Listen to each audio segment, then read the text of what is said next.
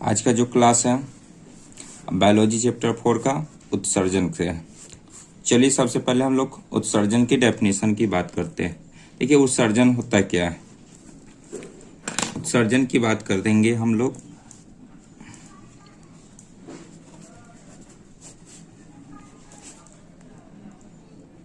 चलिए देखिए क्या देखना है हम लोग डेफिनेशन है, जीवों के शरीर से विषैले तत्व को बाहर निकालने की क्रिया को अर्थात निष्कासन को उत्सर्जन कहेंगे। इसमें क्या कर सकते हैं कि जो भी हमारे शरीर में जो विषैले तत्व है, अपघटित पदार्थ है, उसे बाहर निकालने के लिए क्रिया को ही उत्सर्जन कहेंगे। जितने भी शरीर से अपशिष्ट पदार्थ है जो हमारे लिए शरीर में हानिकारक है, विषैले है, उसे बाहर निकालने की क्रिया को अर्थात बाहर निकालने की निष्कासन की क्रिया को उत्सर्जन कहते हैं। चलिए जैसे में हो गया कि हमारे शरीर से क्या कर निकालना है, जैसे यूरिन का निकलना, कार्बन डाइऑक्साइड का निकलना, ये सब जो जितने भी विषैले तत्व है जो हमारे शरीर से निकलते हैं वो किसके उत्सर्जन की क्रिया के अंतर्गत आते हैं। चलिए आगे उत्सर्जन की और सारी बातें को देखते हैं। जैसे में इसमें कुछ जैसे में CO2 ये क्या आता है, रेस्पिरेशन द्वारा वापस इसको निकाला जाता है। उसके बाद अमोनिया हो गया,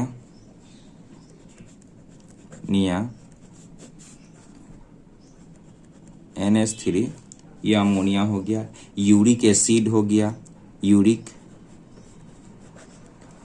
अम्ल, ऐसी बहुत सारी जो हमारे शरीर के लिए क्या है, विषैली है, खराब है, अर्थात अपशिष्ट है, उसे बाहर निकालने की क्रिया को क्या कहेंगे, उत्सर्जन कहेंगे। अब हम लोग आगे देखेंगे उत्सर्जित पदार्थ के बारे में। हालांकि ये सब उत्सर्जित पदार्थ के अंतर्गत ही आएंगे, लेकिन उसको विशेष रूप से देखते हैं। अब देखिए जंतु के शरीर में सबसे जो ज्यादा पदार्थ बनती है, क्या लिख सकते हैं, जंतुओं के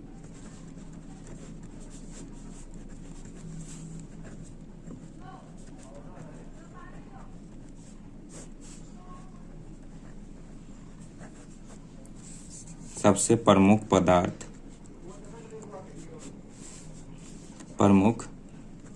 उत्सर्जी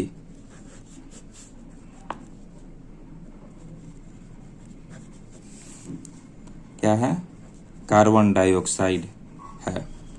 जो क्या होता है, कार्बन डाइऑक्साइड अणु विखंडित कर देता है, विखंडित करने के बाद उत्पन्न होता है। कहने का अर्थ यह है कि कार्बन डाइऑक्साइड का शरीर से निकलकर जंतु के विभिन्न श्वसन अंगों में जाता है। जैसे में फेफड़ा में जाएगा, गिल्स में जाएगा, श्वास नलिकाएं में जाएगा, आदि द्वारा जाता है, जिसका वर्णन हम लोग चैप्टर 2 में पढ़े हैं रेस्पिरेशन सिस्टम में। इसके अंतर्गत वहां पर क्या प्रोटीन एमिनो अम्ल विखंडन के फलस्वरूप उसके बाद क्या बनेगा, नाइट्रोजनीकरण होता है, उसमें अमोनिया बनता है, यूरिया बनता है, यूरिक एसिड बनता है। ये सब में विभिन्न अंगों में क्या कहता है, विभक्त हो जाएगा। कोई दिक्कत की बात तो नहीं होनी चाहिए। हमने इसका अच्छे से पिछले अध्याय में हम लोग इसको देखे हैं। अमोनिया देखिएगा शरीर से जल द्वारा निष्कासन होता है। जितने भी अमोनिया की बात करते हैं ये जल द्वारा शीघ्रता से, परंतु ये स्थलीय जंतु अमोनिया शीघ्रता से यूरिया में परिवर्तित हो जाता है। क्या होता है, ये अमोनिया रहता है सो क्या चीज में बदल देगा, ये जो अमोनिया रहेगा से बहुत जल्दी यूरिया में बदल जाता है, जिसके कारण टॉयलेट जो होता है यूरिन हो जाता है, उसमें स्मेल आने का यही मुख्य वजह रहता है। चलिए जंतु में अब उत्सर्जन की बात करते हैं कि जंतु में उत्सर्जन सबसे क्या महत्व। अब देखिए इसमें क्या कह सकते हैं कि जंतु में उत्सर्जन हम पढ़े हुए हैं पिछले क्लास में कि जंतु जो होते हैं से दो प्रकार के होते हैं। क्या होते हैं, एक मल्टी सेलुलर, एक वन सेलुलर। तो हम लोग यहाँ पर बहुकोशिकीय की बात पहले करते हैं और एक कोशिकीय के बारे में भी बात करेंगे। तो चलिए जटिल बहुकोशिकीय की बात करते हैं।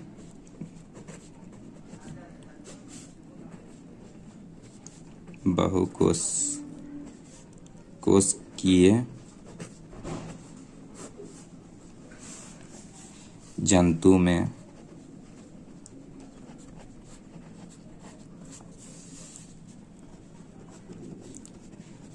अपशिष्ट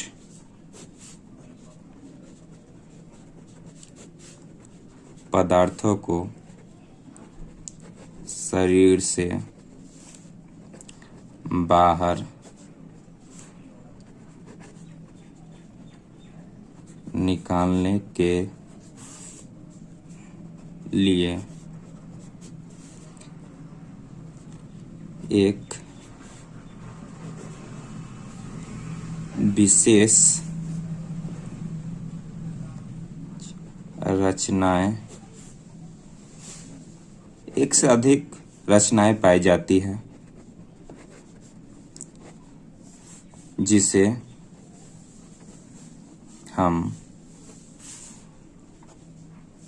हम क्या कर सकते हैं, उत्सर्जी अंग कहते हैं।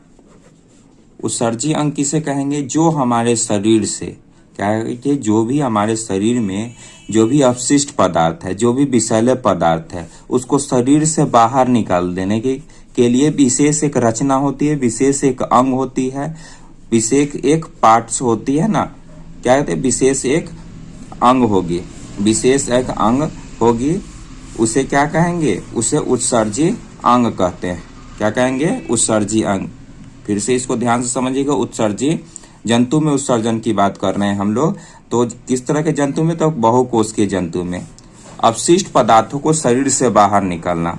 शरीर से बाहर अपशिष्ट पदार्थ की मैं बात करें तो कार्बन डाइऑक्साइड हो गया, अमोनिया हो गया, यूरिक एसिड हो गया, इसके शरीर से बाहर निकालने के लिए विशेष प्रकार की एक रचनाएं पाई जाती है, उसे हम क्या कहेंगे, उत्सर्जी अंग कहते हैं।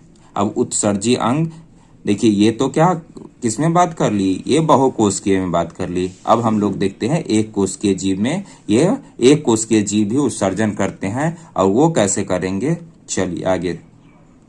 चलिए हम निम्न श्रेणी के जंतु में अर्थात एक कोशिकीय जीव में उत्सर्जन कैसे होता है, उसमें उत्सर्जी अंग क्या होता है, उसकी बात करेंगे। तो चलिए हम लोग बात करते हैं।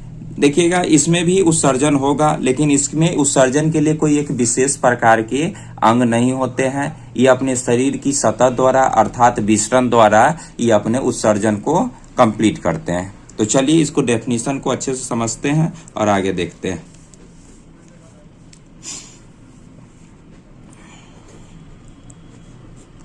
निम्न श्रेणी के जंतुओं, निम्न श्रेणी के जंतु जैसे में प्रोटोजोआ, जोआ, जिसे क्या कहते हैं, अमीबा भी बोलते हैं, अमीबा,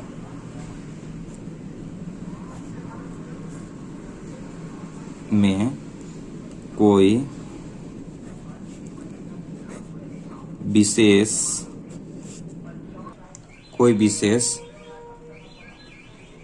उत्सर्जी अंग नहीं होते हैं। इसमें कोई विशेष प्रकार के उत्सर्जी अंग नहीं होते हैं, लेकिन क्या करेगा, अमीबा में कार्बन डाइऑक्साइड, नाइट्रोजन, क्या करेंगे, अमीबा में कार्बन डाइऑक्साइड तथा नाइट्रोजन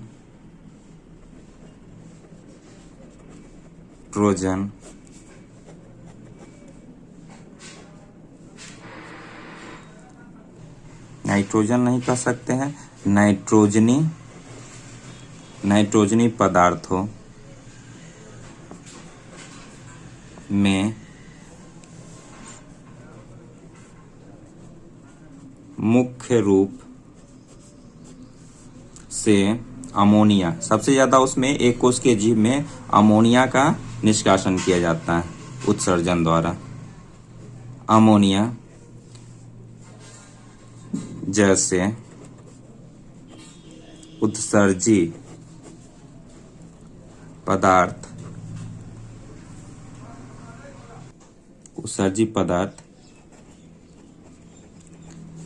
बनाते हैं। ऐसे में बोल सकते हैं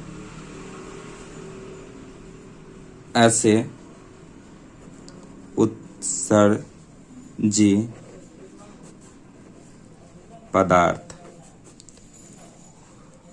पदार्थ को शरीर की सतह द्वारा, अपने शरीर की सतह द्वारा, सतह से या सतह द्वारा विसरण के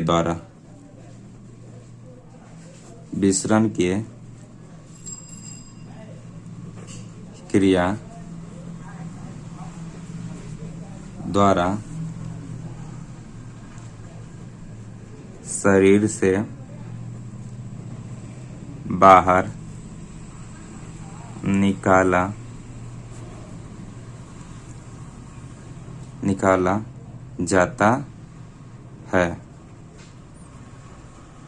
जाता है।